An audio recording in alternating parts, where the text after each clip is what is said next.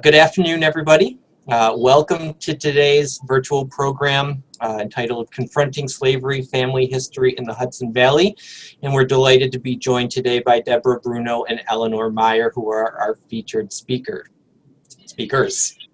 My name is Patrick Stenshorn. I am the Director of Interpretive Programs here at the Albany Institute. First and foremost, I hope everybody who is joining us today and all your families are all safe and healthy. The Albany Institute will be continuing to host all programs virtually through the remainder of at least 2020.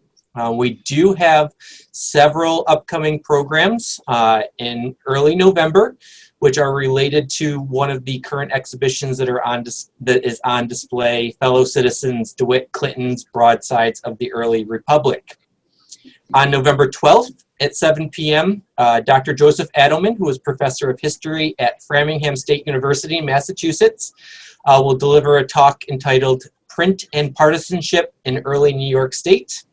And the following week on November 19th at 7 p.m., Dr. Rob Haberman, who is the Associate Editor of the Selected Papers of John Jay at Columbia University Libraries, will conduct a talk, Personal Insults, Street Brawls, and Uncounted Ballots, Electoral Politics in Federalist New York. Two programs that are definitely timely with the upcoming election on November 5th. November 3rd, sorry. November 3rd, not November 5th. So please check our website for more information on all upcoming programs. For today's program, please double check that your microphone is muted. If you are using a device with a webcam, you are free to have that turned on or off, whatever you are most comfortable with. Joining me on today's call is our education assistant, Victoria Waldron. She is under the Zoom name Albany Institute of History and Art Education Department. If you should have any technical issues during today's program, please feel free to send her a message through the chat function and she will help you troubleshoot. For roughly the first 30 minutes of today's program, we will be conducting today's program in an interview style. I will be asking our two featured speakers, Deborah and Eleanor, questions about their family histories, their research, and more before we open up the discussion to questions from you all in the audience. We will use the chat feature again in Zoom in order to take audience questions, and we will then be able to read those to both Deborah and Eleanor. We are honored to be joined by Deborah Bruno and Eleanor Meyer, both of whom are interested in genealogy and through their research discovered their connection between their families, which includes ties to slavery. Eleanor is even more committed in that she's joining us through her car phone since she had a flat tire this afternoon. So Deborah and Eleanor, I thank you so much for taking the time to be with us today and sharing your stories. Welcome. Oh, you're welcome. Thank you. Thank you. So to start off, I'll start my first question to Deborah. Deborah, what did you know about the history of slavery in New York State before you began looking into your own family history? That is the question. Are you hearing this echo right now? No. Okay. It's good now. Okay. Good now. Yeah, I think that one of the interesting things is that I up until very recently thought of myself as a very well-educated, very well-read person, very interested in history, and I honestly thought of New York State as the home of the Underground Railroad and as the home of abolitionists, and those were the historical notes that I thought of in terms of slavery. I did know of Sojourner Truth, which is interesting because if I had put those two things together, I would have realized. But the issue with Sojourner Truth, I think, was that I imagined her as somewhere else, not necessarily in the Hudson Valley. So basically, I knew almost nothing, if nothing at all, about the history of slavery in New York before I started doing this. I can tell you, though, briefly that years ago, a friend of mine had said, oh, if you're at all interested in your family history, you should look into your Dutch family because they were probably slaveholders. And I remember saying to her, no, no, no, no, no. My family was poor. They hardly, were able to exist. I'm sure they didn't because I was imagining, the large plantations of the South. And then it took me a while to get around to that research, but I'm probably jumping ahead a little bit, Patrick. Eleanor, what about for you? Did you know about the history of slavery in New York prior to conducting your own family research? Well, I knew that they had been slaves, but I didn't know that my family had been enslaved because my grandmother, whose roots were in New York and New Jersey, always said that our families, we were never slaves. She was kind of adamant on that, even knowing, though, I don't know if she had not been told or if she had been ashamed, but she always, I knew about it, but she had always insisted that it was not in our family. And why do you think that she did not want to admit that, or maybe that she didn't even know that slavery was in your family history? Because shame. Being able to say that your family had not been enslaved was a point of pride. And it's kind of, it's kind of a backward thing we have in the United States where it would be a shame to be a slave, but not a shame to have owned slaves. So that's kind of a mixed up thinking, and I think that thinking has changed, but that would have been her motivation. Deborah, for you, you were not aware of your family's ties to slavery when you were growing up. Why do you think that was the case? Well, one issue was that I identified much more strongly with the Italian side of my family. My father's side of the family is Italian and just off the boat Italian, very new in the country. And, our holidays were pasta and, very Catholic, very Italian. And, that was sort of my identity. I always imagined that the Dutch were pretty boring, farmers in the Catskills, Rip Van Winkle, just people who had lived very quiet, simple lives. I was very close with my grandparents. I was very close with all of my family, and it just wasn't mentioned. I mean, what that identity was farmers, so you canned in the winter for, you farmed your crops and then you canned them and got through the winter that way. That's what I knew. I didn't really go back further than that. So Deborah, when your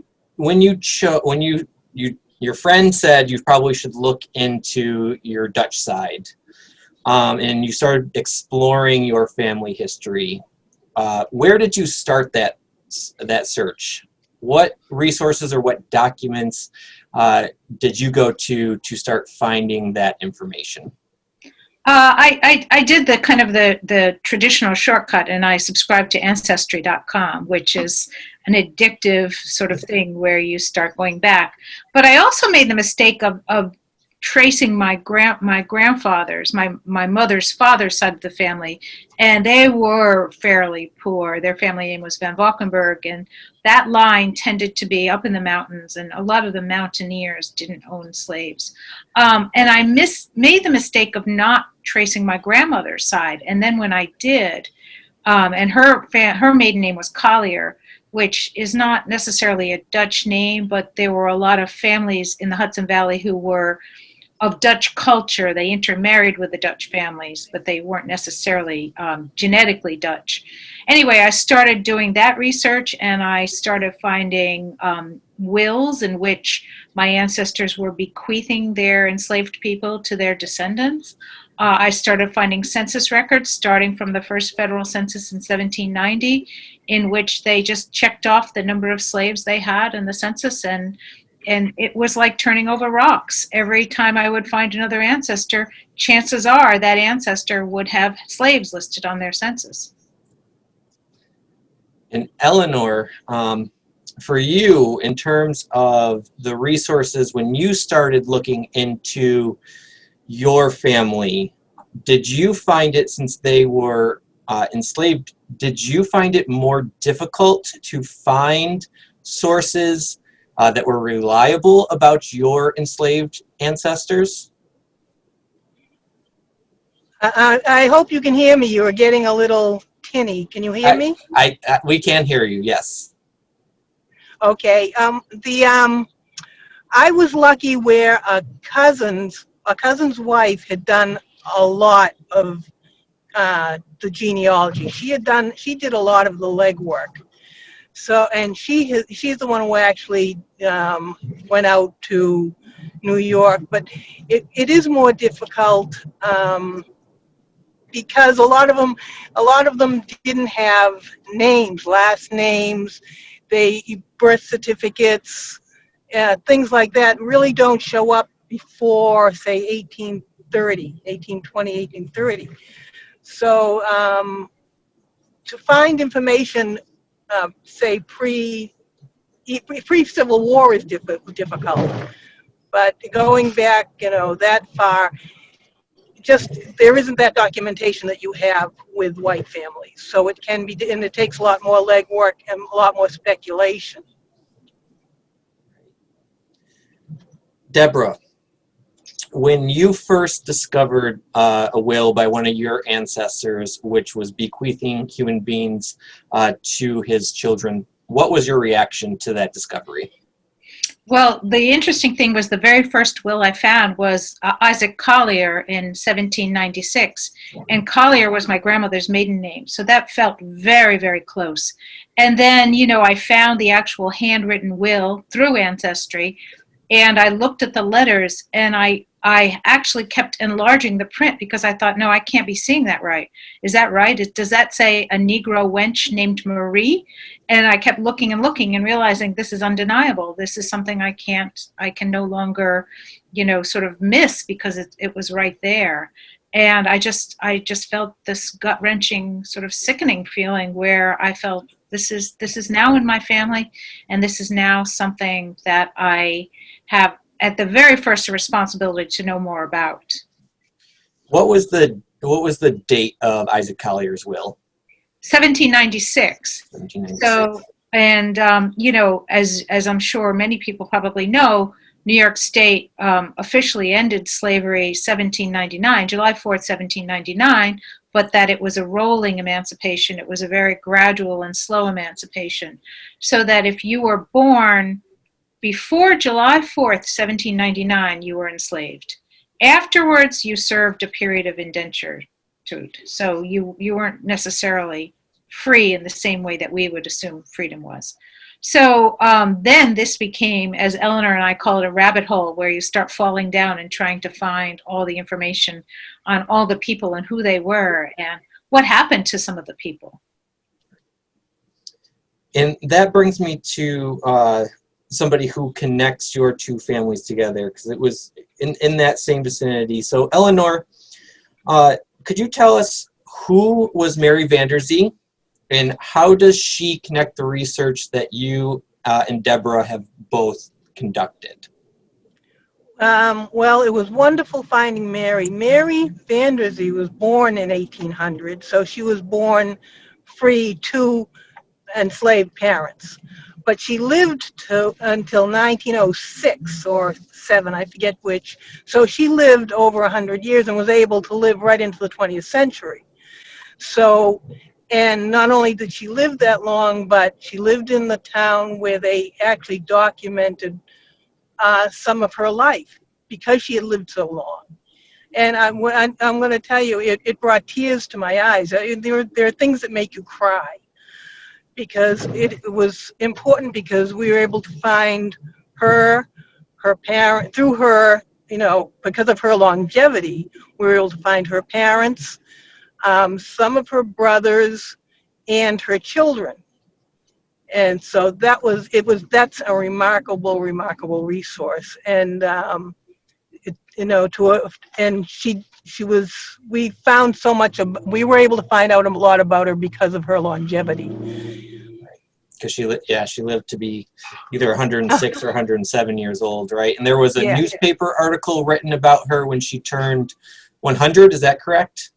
Yes, when she turned 100, there was a newspaper, the local newspaper did a write-up on her, and added some information about her and her, they said she had been a servant of the Hotelings, which is where Deborah and I were able to connect, and the Hotelings, we were able to connect, and I was able to actually find out who, because of that article, I was able to track back that it was Conrad Hotelling and find out all kinds of information about him. But they even presented her with a Morris chair because of her age, and just had this glowing article about her and her life. So, Deborah, how does the Hotelling family play into your family history? Well, I have a Hotelling in my ancestry as well, although it goes back further. But to backtrack a little bit, I decided once I found out about my ancestry to write an article about it. And my editor said, what would be really great would be if you could connect to someone who's descended from enslaved people in that area. And I thought, yeah, good luck. This is really difficult. But there's this wonderful Facebook group called I've Traced My Enslaved Ancestors. And I joined the group, and I just put a post on that group and said, I'm a journalist. I'm looking for research in the Hudson Valley. I didn't say a specific town.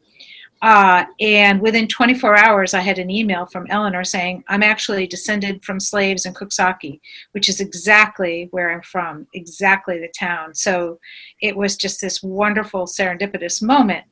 And then the more research we did, the more we realized that Eleanor's family was owned by the Hotelling family, and my family, I have Hotellings in my family tree. So we are what some people call linked descendants, where we are, the descendants of enslavers and the descendants of enslaved people. Yeah, because in mine, I have a lot of what they call mulatto, which means there was a lot of mixed ancestry. And when we did connect, I think there was a lot of hyperventilating because we couldn't believe that we were able to connect like that. And Mary Vanderzee lived. She had a very difficult, especially early part of her life. Eleanor, do you want to discuss any aspects of what you've learned about sort of the early period of Mary Vanderzee's life? Yes, because we, doing the math and looking at her age, she had her first child at 13 years old when she was living with her parents, and as they were slaves. And she had 5 children before the age of 19. And 19, I think, is about the time when she was able to get away from that.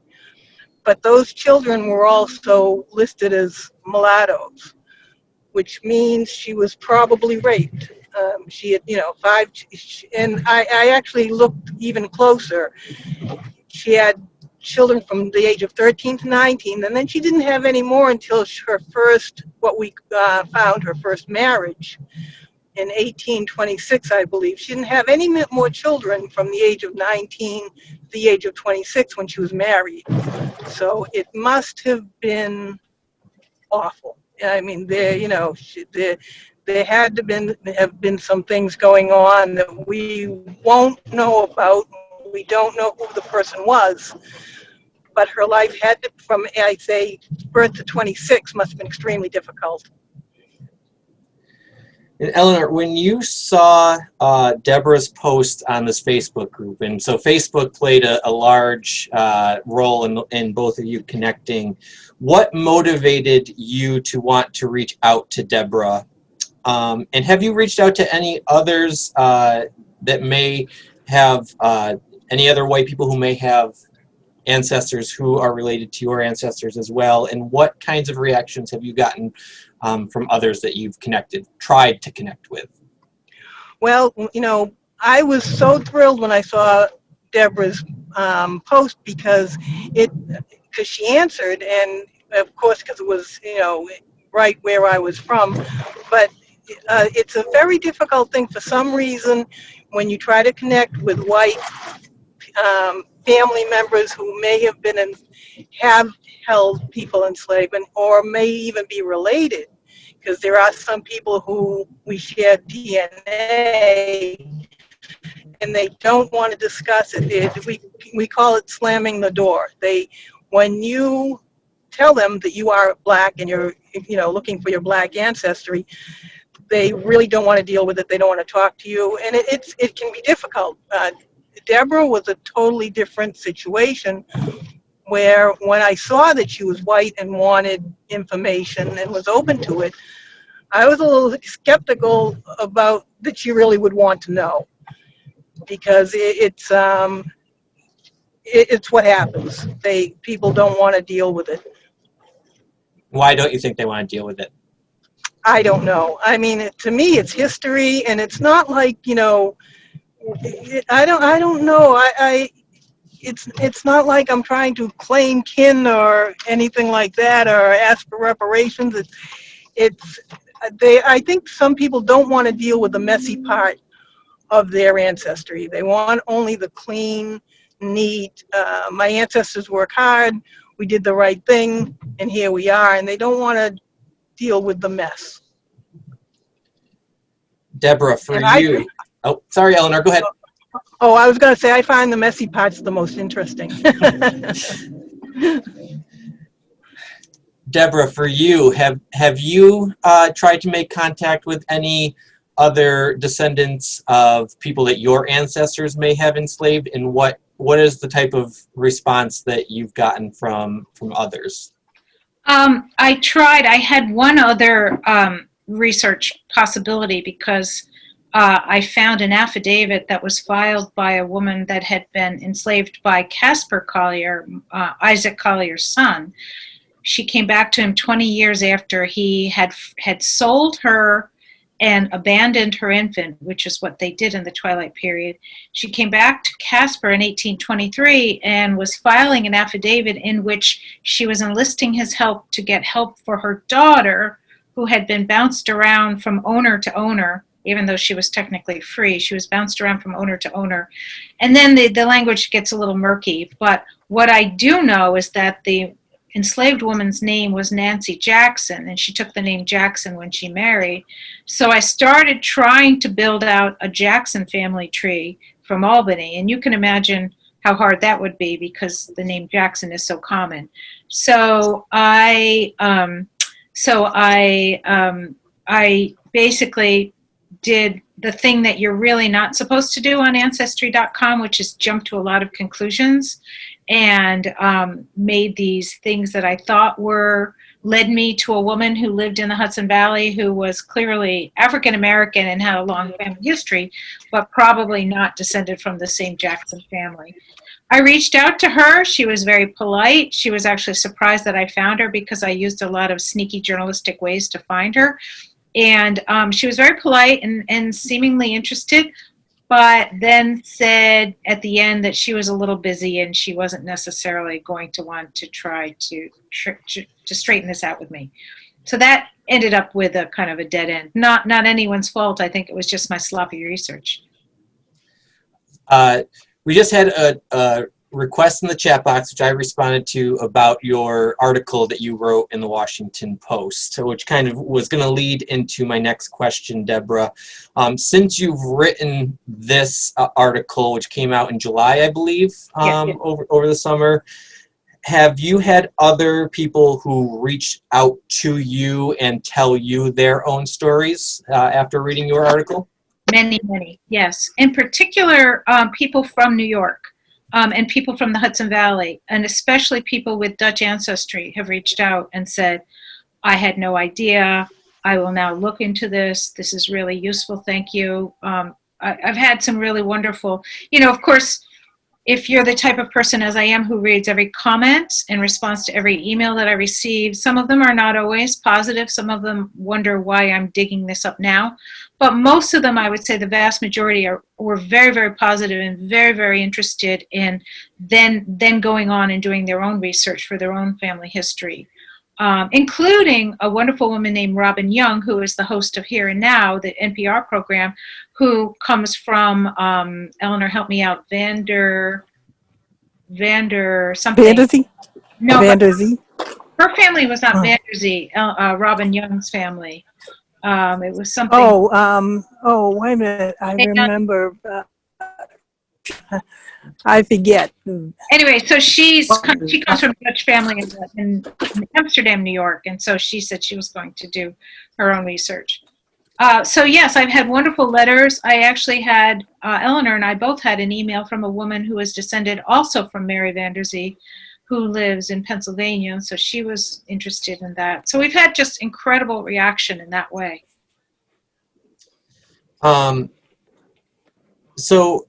Eleanor, both you and Deborah have mentioned feeling a responsibility for telling this story as a way of honoring Mary Vanderzee. Do you feel that you have accomplished that?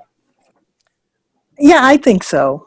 I think, just getting her story out and having people start thinking about what her life was like and seeing the realities of the lives of some of these people is a way of honoring her and her, it'll be her legacy. I would Deborah, yes and no. Yes, that this is a start. I'm not done. I'm still hungry to find more about her and about everyone who lived in that area, everyone who was enslaved. So we're talking about Coxsackie, New Baltimore, Athens, and sort of the environs of Greene County. I'm really fascinated because I think that story hasn't been told, and I think that one of the things we can do is to tell that story more fully. Yeah, and I think, too, we also know who her mother was, and her mother, Rebecca, lived to be a very old too, but we know that she had listed that she had, I think, 11 or 12 children, when we can only find about 4 or 5 of them. And so, one of my things is to dig around and find, can we find out what happened to her life too?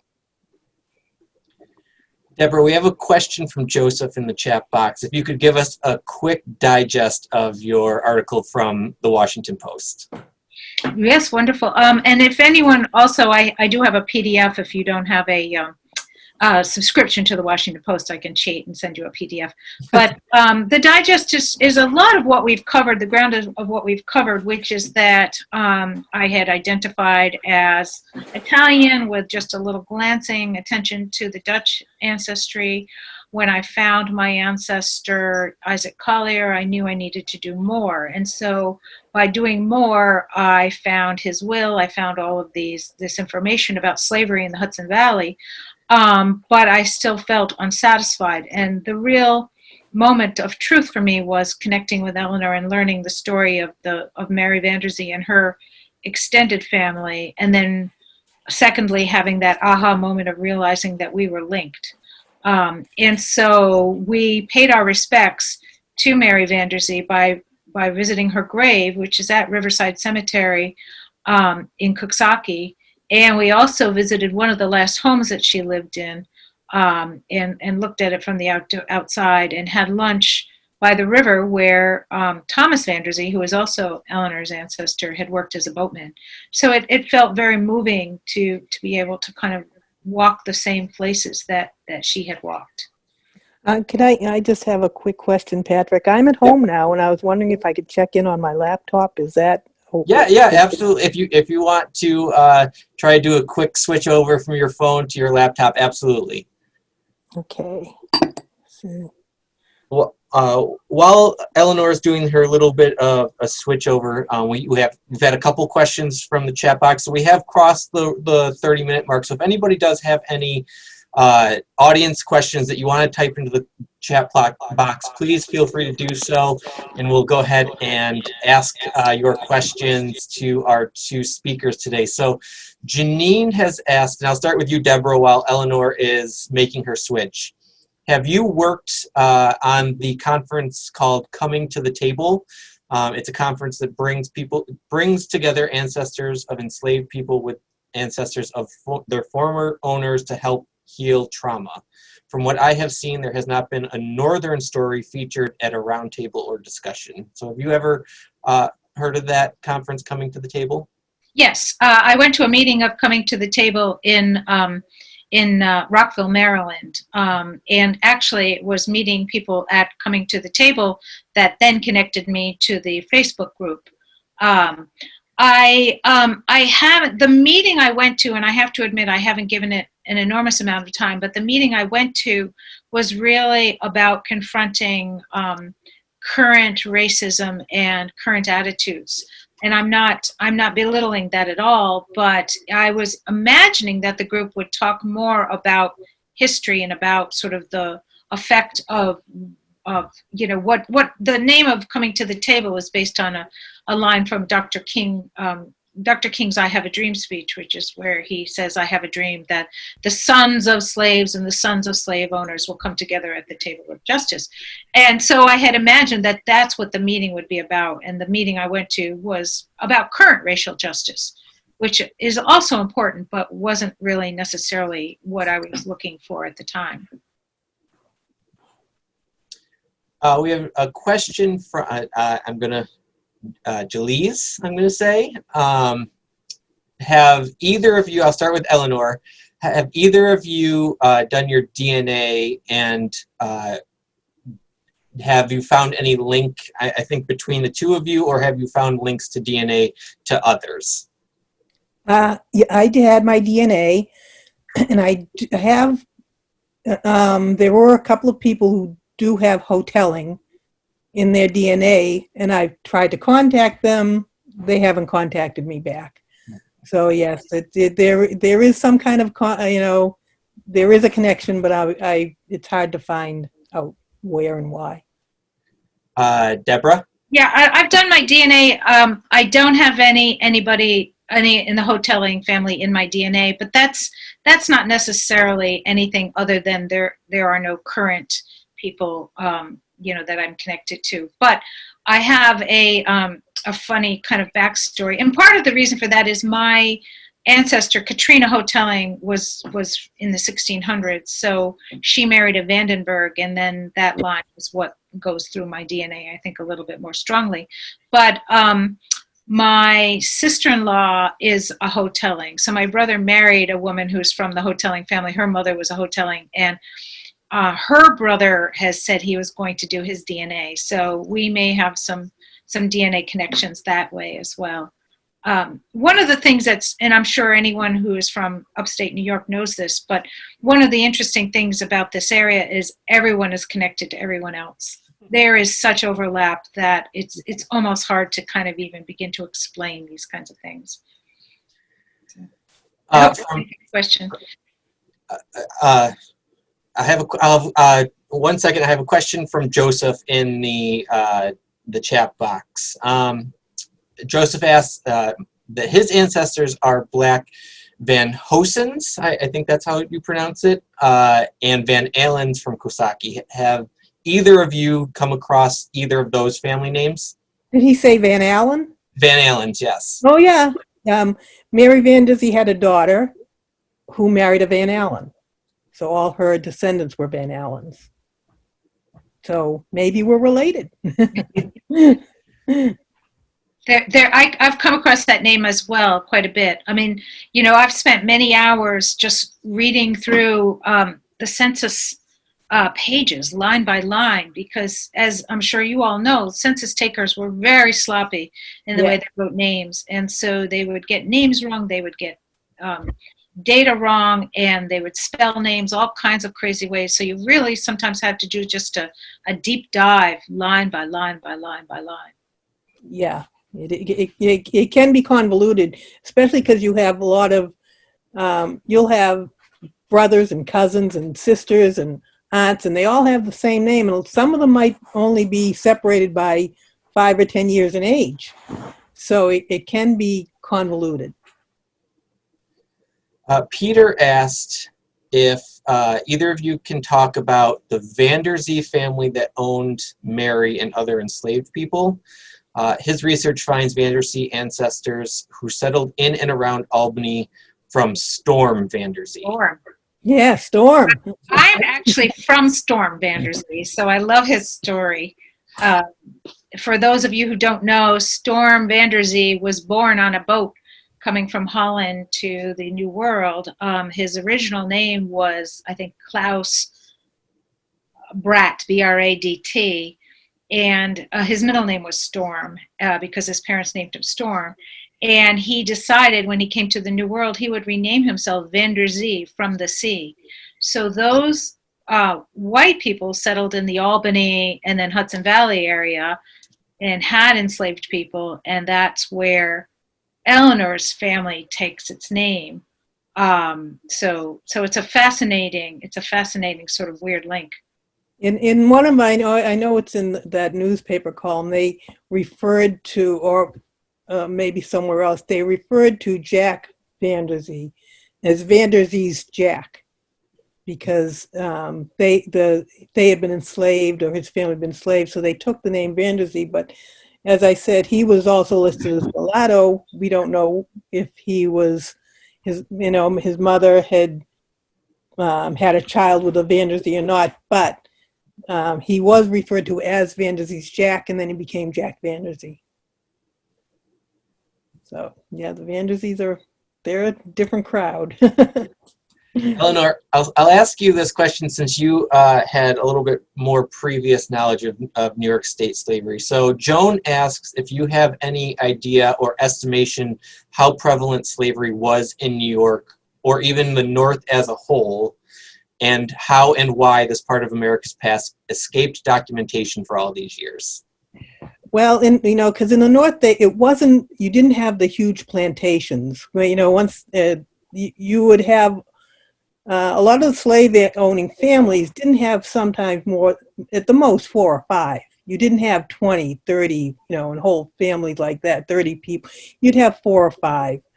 And after the Revolutionary Wars, when they tried to ease it out, and then you had a lot of people really benign about enslavement. They really didn't care either way. A lot of people don't realize that it had gone on for so long. Like, there were people listed as slaves up to 1830, which is only 30 years before the end of the Civil War. And then, of course, after the Civil War, everybody was an abolitionist after the Civil War. They didn't want to talk about before the Civil War.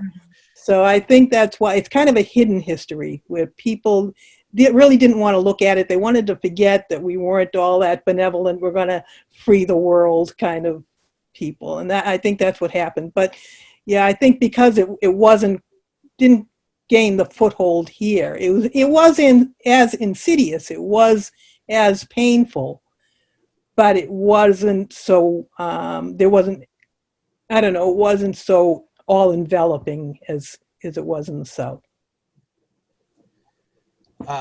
Deborah, Lewis asked if either of you are using WikiTree for genealogy. They find it often more accurate than Ancestry since it requires references. Oh, no, I should do that. I didn't. No, I know. I've been Ancestry and I do family search, but I've never done. I will do that. Yeah. Yeah. I wanted to say also, Patrick, about slavery in the North. Sure.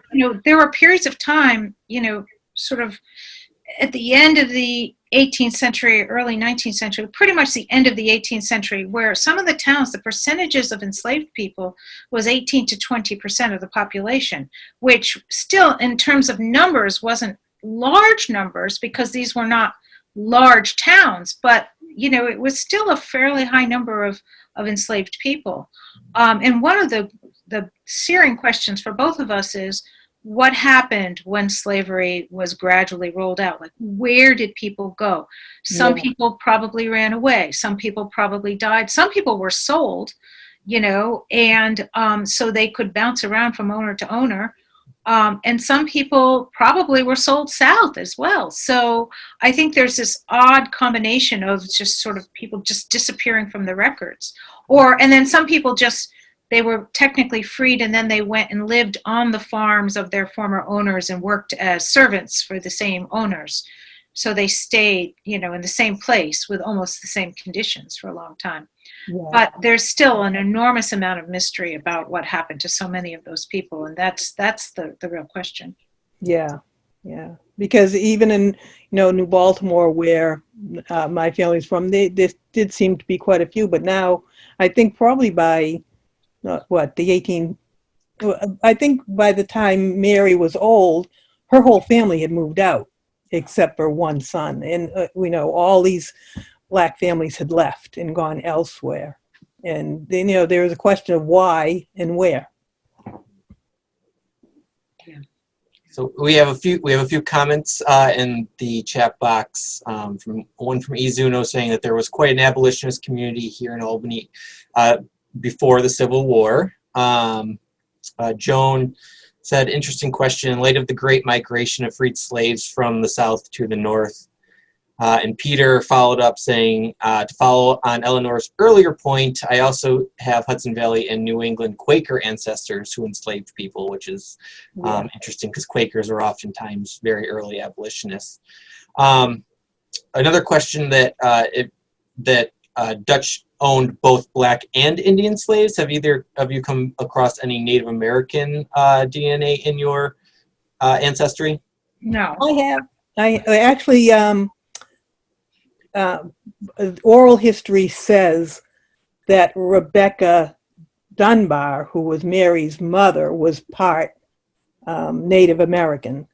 And I actually have Passamaquoddy. My grandmother always said she's part Passamaquoddy, and I do have Native in DNA. But I also, we do have a documented Native on the other side of the family.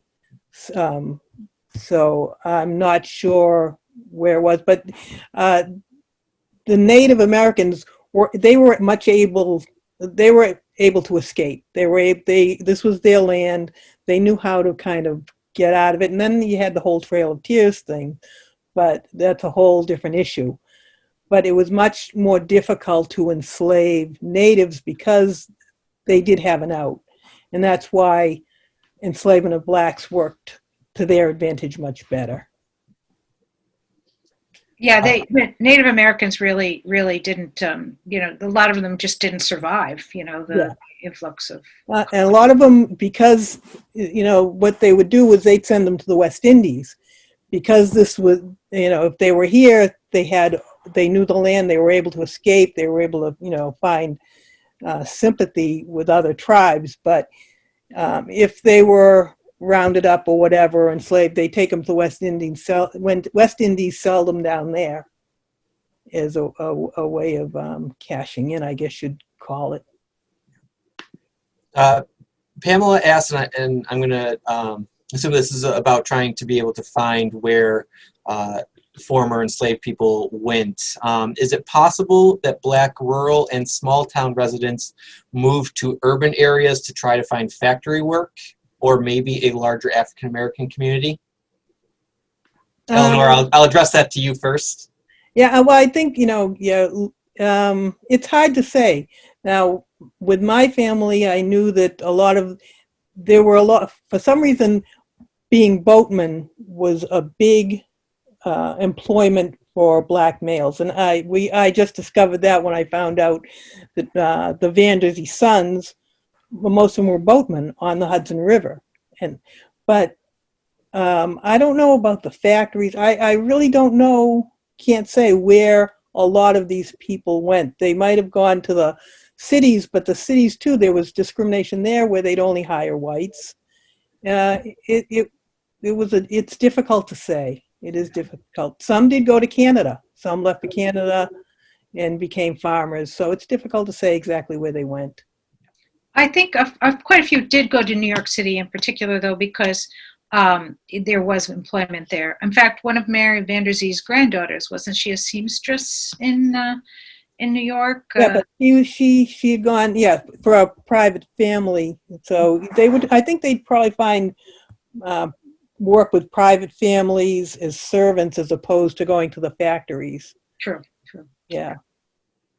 We have about 10 minutes left in today's program, and I have a couple sort of last-minute questions I'd like to ask you both. So I'll start this question to Deborah. You've conducted a couple of these interviews in the past, and now this one today. Has conducting these interviews changed your perspective on your family history? It hasn't, I don't think it's changed it. I think what it's done is entrenched in my mind the idea that there's great interest in this, and that I would be very open to hearing other people's information.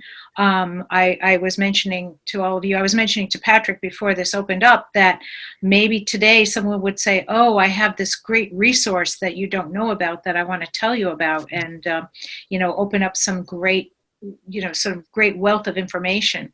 No, I think this has just made me feel that this is an important story to tell, and that this has to keep going. We have to keep talking. We have to keep learning about this. Eleanor, how about you? Has conducting these interviews changed your perspective on your family history at all? I don't know if it's changed my perspective. It kind of, what it does is it has heartened me that people are interested. I wasn't sure if people would be as interested in Mary's story, even though I thought it was a fantastic story, the whole story of the Vanderzees. I didn't know how people would take it, and it's really wonderful that people are so interested and really want to know about when you say slave, people never thought past the word as opposed to reality. And I think it's wonderful people are interested in the reality of the people's lives. I think people are waking up to the fact that it really wasn't as, you can't glance over it. There's so much to it. And I'm glad that people are willing to find out about it. Yeah, and this, it's obviously a very personal story for you, for both of you, since it's your families.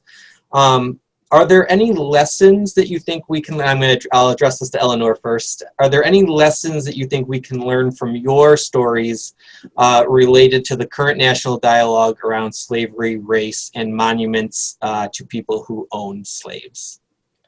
I think the way Deborah and I are able to communicate, people need to just drop any anger or ire. It's a story and it's a history, and we can sit back and we can talk about it. And it's not there's no one-upping or, I call sometimes dueling atrocities. Well, my ancestors did this and it was bad for them. We have to stop with the dueling atrocities and just talk about the realities and find out how common all immigrants have a common story, I think, and find out the things that are in common, and then talk about that, and then find out the differences, and just talk it out and be civil, and we can all learn from it. Deborah, how about you? Any lessons you think we can learn from your and Eleanor's stories?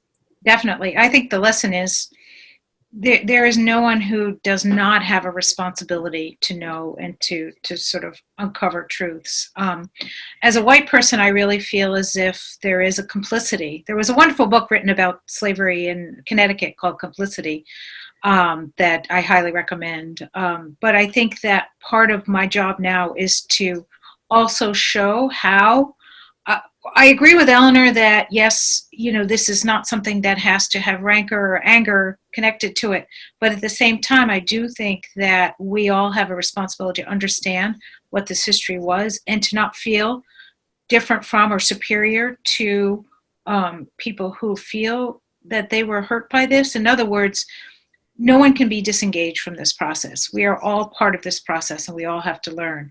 So I am going to be writing a book that expands on all of this magazine article and expands on the story more, because I think that to have that outreach and to have more people know about this story and to learn the details of Northern slavery is a way to show that it touches all of us. We can't feel superior to anyone if we've got this in our history in the North and in the South. And that's my soapbox. Yeah. Well, you say it so much better than I do. I love the way you talk. Every time I say something, I go, I wish Deborah would say it. She always says it so much better. Oh. Eleanor won't write the book with me. I asked her. Well, I think that segues nicely into my final question for today. And I'll leave it open to whoever wants to respond first. But what comes next for Eleanor Meyer and Deborah Bruno? I think a lot of emails and messages and back and forth. And look what I found! Look what I found! I mean, I don't think that's ever going to stop. And I think once you get that little ping in there in your brain and you start, I mean, 2 a.m, oh my God, I found this and I don't know, an understanding. It's just an understanding. And I hope a lot of people are able to kind of and get into that kind of a mode where they meet somebody or have an interest and are able to, I don't know, get the enjoyment out of what we do. We do really have an enjoyment and a friendship out of this. That's been one of the wonderful bright spots of 2020 for me, is meeting Eleanor and developing this friendship with her. And I think we should have kept track of how many emails we've exchanged. Oh my God. Hundreds. Yeah, Hundreds. every once in a while I text her, I got to stop because these people behind me won't stop beeping. I'll be in a light and I'm not supposed to answer the phone, but oh my God, it's Deborah. Well, thank you both so much. We have two questions that we can just figure out how we would like to respond. One question was asking if it would be possible to contact either of you through email. Yes. And the other was if we have the PDF that we could post for all. We do have the ability that if it's okay with Deborah and Eleanor to send that information, we can send that to all those who registered for later on if we don't have that information immediately available. Well, you know your emails, but we can send that all. We can do an email blast if it's okay for. Oh yeah, that's fine. For that to send. Because So, you never know what you're going to come up with. I think the issue with the post is I forget the number. I mean, they don't want it sent out to thousands, but I think they look the other way if we send out a PDF to a smaller number. So that okay, yeah, I know. After I think the second or third time I read it, I got the message of you now need to have a Washington Post account to read this. So yes, if Deborah and Eleanor, if you both are okay with it, if you don't, if Deborah, you can send me the PDF. I can send that out to all of those who registered, and if you both are okay with including emails as well, we can. Yeah, we can that's fine with me. Like you never know what you're going to come across. That's right. Great, yeah. We'll all meet up at Riverside Cemetery in Coxsackie someday. Yeah, I know. Yeah. Well, Eleanor and Deborah, thank you so much for taking the time and sharing your stories with us today. Thank you, everybody who was able to join us and who asked us questions. We have one last response that said, "Thank you for this session. I am currently trying to research whether my early Van Slyke ancestors own enslaved persons." So hopefully, I've seen that name, Van Slyke. Yeah. Sorry, but I can tell you right in the cemetery where they are. So we can definitely do some connecting here. Thank you both so much for being here, and we can give you a nice virtual round of applause. Thank you, everybody, for joining us, and we hope to see you all again soon. Thank you very much. Thank you. Bye. Bye. Enjoy the rest of your evening or afternoon. It's afternoon this time. Yes. Thank you. Yeah.